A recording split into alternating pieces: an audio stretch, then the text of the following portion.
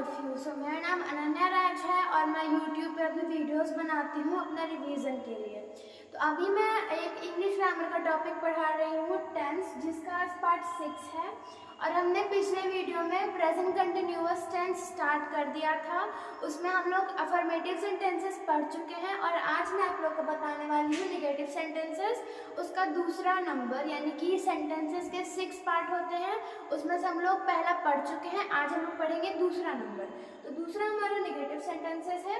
और अगर जो लोग अभी वीडियो ये देख रहे हैं, अगर आप लोगों ने अभी तक नहीं देखा है पार्ट 5 और पार्ट 4, पार्ट 3, तो आप लोग पहले उसे जाकर देखें ताकि ये वीडियो आपको अच्छी तरीके से क्लियर हो जाए। तो आज हम लोग पढ़ने वाले हैं नेगेटिव सेंटेंसेस। इसका हिंदी होता है नकारात्मक वाक्य।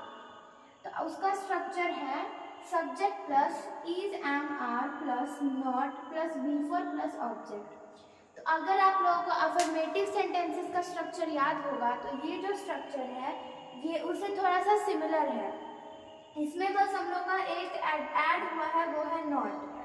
तो इसको आप लोग को याद करना बहुत इजी है क्योंकि सिर्फ और सिर्फ इसमें नॉट है जो ऐड हुआ है, अगर आप लोग को अफर्मेटिव सेंटेंसेस का याद होगा तो। और अब हम लोग इसका देखेंगे एग्जाम्पल की इसको कैसे हम लोग एग्जाम्पल के थ्रू समझ सकते हैं।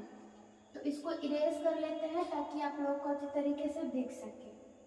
हम लोग यहाँ पे स्ट्रक्चर लिख लेंगे फिर से ताकि कोई दिक्कत ना हो बनाने में। स्ट्रक्चर है हमारा subject plus is, am, are plus not plus before plus object. तो ये हमारा स्ट्रक्चर। और अब हम लोग देखेंगे कि इसको एग्जाम्पल्स कैसे हम लोग सॉल्व कर सकते हैं। तो जैसे मैं एग्जाम्पल लेती हूँ, सीता अपना कार्य नहीं कर रही है।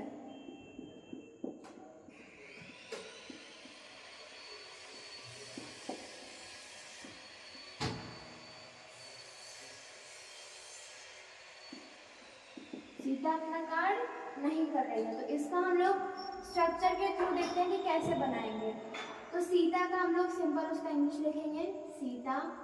फिर मैंने पिछले वीडियो में एक टेबल बनाया था और उसने बताया था कि सिंगुलर नाउन्स के साथ हम लोग इज का यूज करते हैं और इसके बाद लिखा हुआ है कि हम लोग को हेल्पिंग वर्ब का यूज करना है। तो इसलिए सीता इज होगा क्योंकि ये एक सिंगुलर है।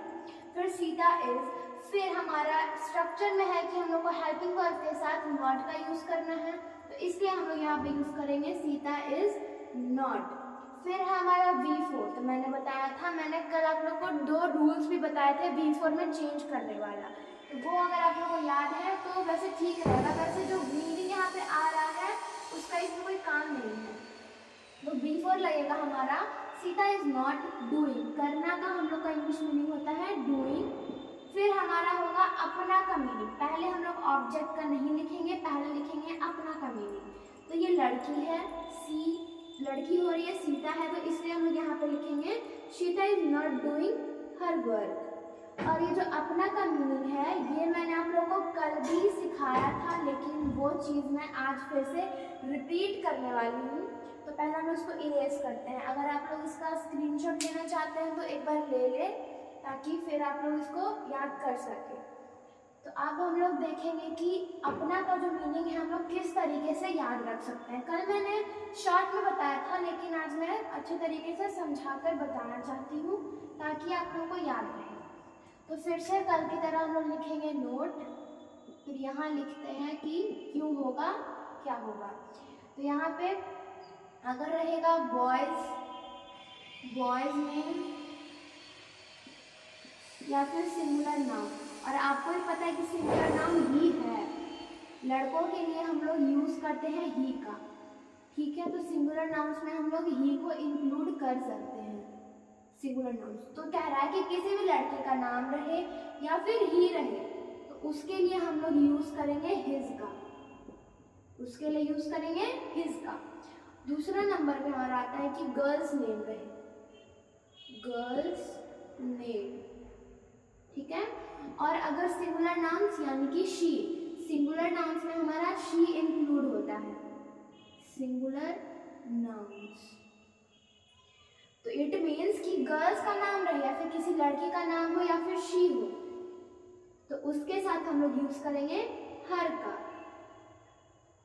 फिर अगर आई रहेगा तो अपना का मीनिंग हम लोग यूज करेंगे माई, वी रहे तो यूज करेंगे अस, सॉरी अस नहीं आर यूज करेंगे आवर। फिर यू रहे तो यू के साथ हम लोग यूज करेंगे योर। फिर अगर रहेगा दे तो दे के साथ हम लोग यूज करेंगे देयर का। तो ये मैंने आज आप लोगों को अच्छे तरीके से नंबर वाइज लिख के बता दिया कि इतने सारी चीज़ों के साथ हम लोग क्या यूज करेंगे और क्यों यूज करेंगे। बॉयज नेम रहेगा तो ही के साथ हम लोग हिज का यूज कर सकते हैं, गर्ल्स नेम रहेगा तो शी के साथ हम लोग हर का यूज करेंगे, आई के साथ माई का यूज करेंगे, वी के साथ आर का, यू के साथ योर और दे के साथ दियर का। तो ये इम्पॉर्टेंट था जो कि आप लोग को प्रेजेंट कंटिन्यूअस टेंस में देखने को मिलते रहेगा। तो प्लीज़ आप लोग इसका स्क्रीनशॉट ले लीजिए ताकि फिर आपको ये याद रहे।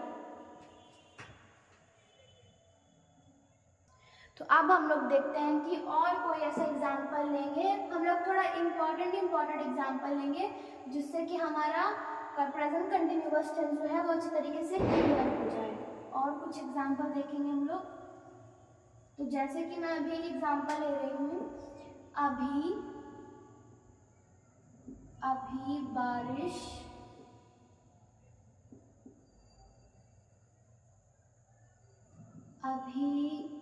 बारिश नहीं हो रही है, नहीं हो रही है। तो हमारा सेंटेंस है कि अभी बारिश नहीं हो रही है। तो कुछ लोगों को ये देख के लग रहा होगा कि अभी पहले आ चुका है, यानी कि इसको हम लोग लिख सकते हैं नाउ। पहले हम लोग नाउ नहीं लिखेंगे। हम लोग को क्या करना है कि अगर आपको कोई भी सेंटेंस मिले और सेंटेंस के पहले में ही आपको उसका टाइम दिया रहे कि हाँ ये टाइम है, अभी है, कल है, चाहे परसों, कुछ भी रहे, तो आपको क्या करना है ना, उसको थोड़ा सा ऐसे मानना है कि वो नहीं लिखा हुआ। तो मान लीजिए कि मैंने इसको ऐसे छिपा दिया, ठीक है। और अब मैं आपसे पूछूंगी कि बारिश नहीं हो रही है, इसका हम लोग को डायरेक्ट बनाना है। तो अगर मैं आपसे पूछूं कि ये बारिश जो है ये लिविंग है कि नॉन लिविंग है, तो ऑब्वियस सी बात है ये हमारा जो है ये लिविंग नहीं है, नॉन लिविंग है। नॉन लिविंग के लिए आप लोग को पता है, हम लोग छोटे से पढ़ते आ रहे हैं कि नॉन लिविंग के लिए हम लोग यूज करते हैं इट का। तो इसमें यहाँ पर हम लोग यूज करेंगे इट। फिर मैंने बताया था कि इट के साथ हम लोग किसका यूज करेंगे, इज का यूज करेंगे। तो इट इज। स्ट्रक्चर में क्या था हमारा, हेल्पिंग वर्ब के साथ फिर नॉट आता है, तो इट इज नॉट। फिर यहाँ हो रहा है कि हो रही है, बारिश नहीं हो रही, तो इट इज नॉट। बारिश को हम लोग नेम लिखते हैं, तो इसी को हम लोग मानेंगे अपना V4 कैसे बनाना है। और raining, it is not.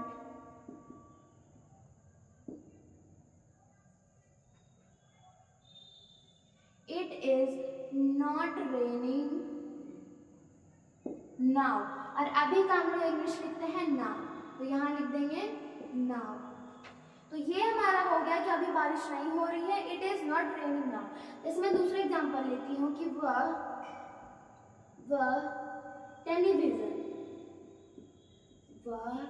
Television नहीं देख रही है, नहीं देख रही है। वह टेलीविजन नहीं देख रही है। तो यहाँ आपको इसको देखने से पता चल गया कि ये जो सेंटेंस जिसके बारे में है वो जो है लड़की है, यानी कि फीमेल है। तो फीमेल के लिए हम लोग यूज करते हैं शी का, तो यहाँ लिखेंगे शी इज। शी के साथ हम लोग इसका यूज करते हैं, इसलिए शी इज। नहीं का हम लोग लिखते हैं नॉट, तो शी इज नॉट। अब यहाँ पे हम लोग को एक कंफ्यूजन होता है, यहाँ पे देख सकते हैं आप लोग देख लिखा हुआ है। तो देखना का अगर हम लोग ओरिजिनल मीनिंग देखें तो वो होता है देखना, देख का अगर ओरिजिनल देखें तो वो है देखना। और अब बात ये है कि देखना का हम लोग 3 मीनिंग लिखते हैं। पहला SEE, सी मतलब देखना, लुक मतलब भी देखना, वाच मतलब भी देखना। तो इस चीज़ को मैं आप लोगों को नोट में बताऊंगी एक बार। तो पहले हम लोग यहाँ लिखा हुआ है टेलीविजन, तो उसके लिए हम लोग लिखेंगे she is not watching. V4 हम लोग यूज करेंगे वाचिंग का, और यहाँ हम लोग उसको V4 बना देंगे तो ING लग जाएगा। तो she is not watching television, she is not watching television. तो इसका आप लोग स्क्रीनशॉट ले लीजिए। और अब मैं बताऊंगी कि ये जो 3 मीनिंग हम लोग सी का लिखते हैं उसको हम लोग किस तरीके से कहाँ पे किसको यूज करते हैं। तो देखिए मैं अभी आप लोग को बताती हूँ सी का जो 3 मीनिंग होता है देखने का, उसको किस तरीके से यूज करेंगे। जैसे मैं नोट में लिखते हैं देखना, देखना, यहाँ हो गया देखना। देखना का पहला मीनिंग मान लो मैं वॉच लेती हूँ, वॉच मीन्स देखना। तो हम लोग वॉच तभी यूज करेंगे जब टेलीविजन में आ रहा, और जब वॉच तभी यूज करेंगे जब सेंटेंस में आ रहा हो कि कोई टीवी देख रहा है, मतलब टेलीविजन। अगर कोई टेलीविजन देख रहा है, उस सेंटेंस में बोला जा रहा है कि वो टेलीविजन देख रहा है, वो टेलीविजन देख रही है, तभी हम लोग यूज करेंगे वॉच का। सिर्फ और सिर्फ टेलीविजन इकलौता ऐसा ऑब्जेक्ट है जिसके लिए हम लोग वॉच का यूज कर रहे हैं। ठीक है, पहला मीनिंग तो ये हो गया। दूसरा मीनिंग हमारा होता है देखना का सी। क्या होता है? सी। अन्य वस्तुओं के लिए, अन्य वस्तुओं के लिए मतलब कि अदर थिंग्स, अदर थिंग्स। और भी चीजें होती हैं जैसे चेयर हो गया, टेबल हो गया, डोर हो गया, बेड हो गया, विंडो हो गया। तो इन सब चीजों को अगर सेंटेंस में कोई देख रहा हो तो उसके लिए हम लोग किसका यूज करेंगे? सी का वहां पे हम लोग यूज करेंगे। ठीक है, वहां पे सी का यूज करेंगे। और अब हमारा एक और मीनिंग होता है देखने का, वो है लुक। एक और होता है देखने का, वो है लुक। तो लुक का हम लोग यूज कब करेंगे? जब कोई भी फोटोग्राफ को देखने का बात है, कोई भी पिक्चर को देखने का बात है। मान लीजिए वो बोल रहा है कि वह एक फोटोग्राफ देख रहा है, तो वहां हम लोग किसका यूज करेंगे? लुक का। तो लुक के लिए मतलब होगा जब कोई फोटोग्राफ देख रहा हो तभी हम लोग यूज करेंगे लुक का। जैसे मैं आपको एक एग्जांपल भी मैं लेकर दिखाती हूँ फोटोग्राफ का, ताकि आप लोग को एकदम क्रिस्टल क्लियर होना चाहिए, कोई डाउट नहीं होना चाहिए। और अगर डाउट हो भी तो आप लोग मुझसे कमेंट में पूछ सकते हो, मैं उसके लिए भी एक अलग वीडियो बनाऊंगी। तो जैसे मैं एग्जांपल होता है कि वह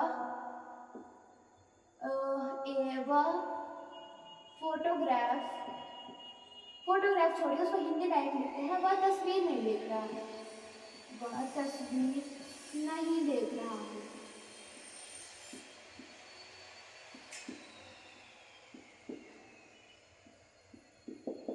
वह तस्वीर नहीं देख रहा है।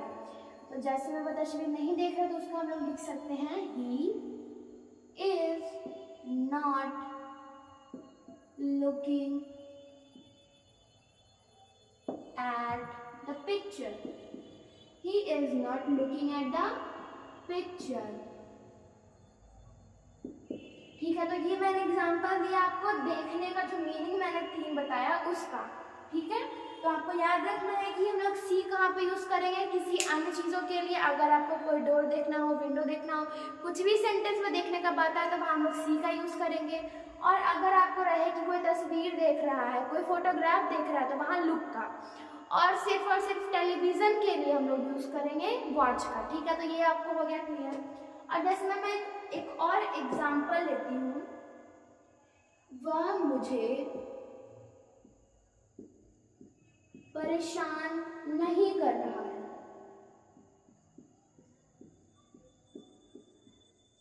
वह मुझे परेशान नहीं कर रहा है।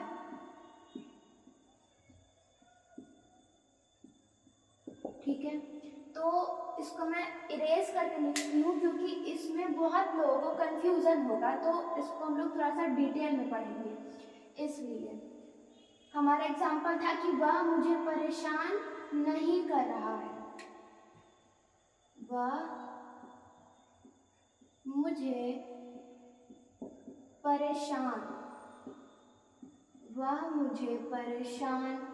नहीं कर रहा है, तो अगर मैं आपसे पूछूं, ठीक है, कि ये कौन बोल रहा है किसको इंडिकेट कर रहा है, ठीक है। यहाँ पे लड़की बोल रही है कि यहाँ पे लड़की किसी लड़के को बोल रही है, या लड़का किसी लड़की को बोल रहा है, या लड़की लड़की को ही बोल रही है, या लड़का लड़का को बोल रहा है। तो यहाँ पे देखिए लिखा हुआ वह मुझे परेशान नहीं कर रहा है। तो अगर कोई भी इसे बनाएगा तो वो डायरेक्ट लिखेगा he is not disturbing me, लेकिन वो गलत है। आप लोग अगर इसको ध्यान से पढ़ेंगे कि वह मुझे परेशान नहीं कर रहा है, तो ऐसा लड़की बोल सकती है, लड़की ही बोलती है ऐसा कि वह मुझे परेशान नहीं कर रहा है। अगर लड़का बोलता है तो वो बोलता है कि वह मुझे परेशान नहीं कर रही है, ठीक है। यहाँ हो रहा है कि लड़की बोल रही है कि वह मुझे परेशान नहीं कर रहा है। ये चीज़ आपके दिमाग में होना चाहिए कि किस तरीके का क्वेश्चन को हम लोग किस तरीके से उसको किस वे में उसको समझेंगे और कैसे उसका सही ट्रांसलेशन बनाएंगे। तो यहाँ हम लोग का ट्रांसलेशन बनेगा she is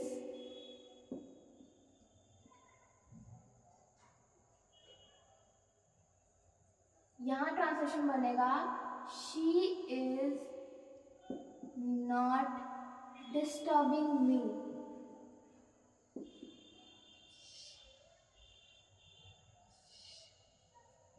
She is not disturbing me, ठीक है। ये होगा हमारा she is not disturbing me। और यहाँ पे एक और डाउट इस सेंटेंस में है कि यहाँ पे जो मुझे है ये क्या है। कुछ लोगों को लग रहा होगा कि ये सब्जेक्ट है, लेकिन नहीं, ये हमारा जो है इस सेंटेंस में ऑब्जेक्ट के रूप में आया है। इसको हम लोग इसलिए लास्ट में लिखे हैं कि ये ऑब्जेक्ट का है, तो इसलिए मुझे को हम लोग ऑब्जेक्ट समझ रहे हैं। और अगर ये सब्जेक्ट में होता तो यहाँ पे वह नहीं होता। अगर यहाँ पे वह है इसका मतलब कि ये हमारा ऑब्जेक्ट है। अगर सब्जेक्ट होता तो इसका हम लोग इंग्लिश लिखते आई, मुझे में हम लोग आई लिखते, हमें रहता तो वी लिखते। तो ये है कि she is not disturbing me. और अगर मान लीजिए ये लड़का बोल रहा है तो वो बोलेगा कि वह मुझे, सेम सेंटेंस को मैं आपको दोनों वे में बता देती हूँ, वह मुझे परेशान नहीं कर रही है।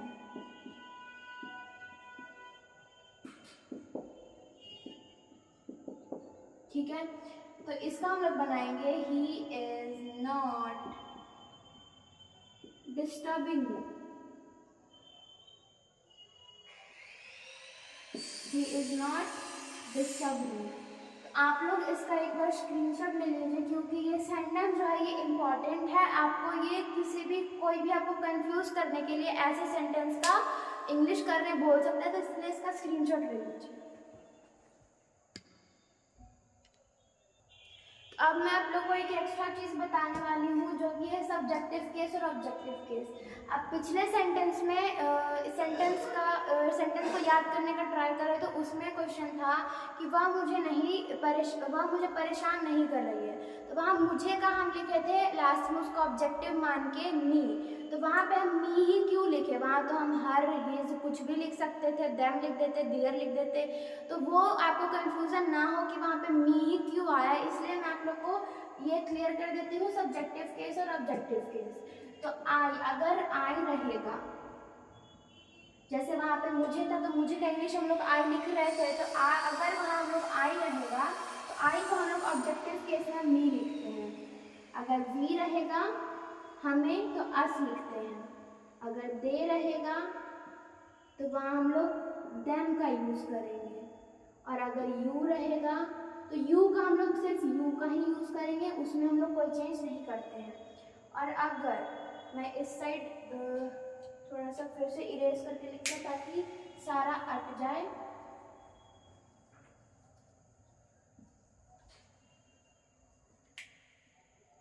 तो यहाँ पे केस लिख देते हैं ना, केस। जैसे में आई रहेगा तो मी होगा, वी रहेगा तो अस होगा, दे रहेगा तो देम होगा ऑब्जेक्ट में। अगर आपको दे ऑब्जेक्ट में करना होगा तो देम होगा। यू रहेगा तो यू सेम रह जाता है, इसमें कोई चेंज नहीं है। ही रहेगा तो हिज होगा, शी रहेगा तो हर होगा। और अगर इट रहेगा तो इसमें भी कोई चेंज नहीं होगा, इट का हम लोग इट ही लिखते हैं। तो ये एक इम्पॉर्टेंट चीज़ थी जो कि आप लोग को पता होनी चाहिए, नहीं तो आपका सेंटेंस जो बनेगा वो गलत बन सकता है। तो आई का मी, वी का अस, दे का देम और यू का यू, ही का हिज, शी का हर और इट का इट। तो ये चीज़ आप नोट करके एक जगह रख लें ताकि ये चीज़ आपके दिमाग में रहे, और आप लोग इसका स्क्रीनशॉट भी ले सकते हैं। तो मैंने आज की क्लास में आप लोगों को सिर्फ एक ही सेंटेंस बताया है, नेगेटिव सेंटेंसेस। हम लोग थोड़ा धीरे पढ़ेंगे ताकि हम लोग जो भी पढ़ रहे हो वो हमारा रिवीजन होते जाए, वो चीज़ हम लोग को दिमाग में सेट होते जाए, इसलिए मैंने आज सिर्फ और सिर्फ नेगेटिव सेंटेंसेस बताया है। और नेगेटिव सेंटेंसेस के अलावा भी मैंने आप लोगों को कुछ इंपॉर्टेंट सेंटेंसेस में बताया है कि वहाँ उस तरीके से हम लोग इंग्लिश क्यों बना रहे हैं। तो अगर आज की क्लास में आप लोग मैंने जो भी बताया वो आप लोगों को समझ आया हो तो प्लीज़ मेरे वीडियो पे व्यूज़ बढ़ाइए, इसे लाइक करिए और सब्सक्राइब करिए ताकि मैं आप लोग के लिए और भी अच्छे अच्छे वीडियोस बना सकूं। एंड मुझे लगता है, मुझे विश्वास है कि मैंने जो भी पढ़ाया है आज वो आप लोग को अच्छे तरीके से समझ आया हो, और अगर नहीं आया हो तो ये मेरा रिक्वेस्ट है कि आप लोग मुझे कमेंट करें ताकि मैं उसको सुधार सकूँ और आप लोग के लिए अलग एक वीडियो बनाऊँ, डाउट का वीडियो। तो अगर आज की वीडियो आप लोगों को पसंद आई हो तो प्लीज़ लाइक करें, सब्सक्राइब करें और शेयर करना ना भूलें। Thank you.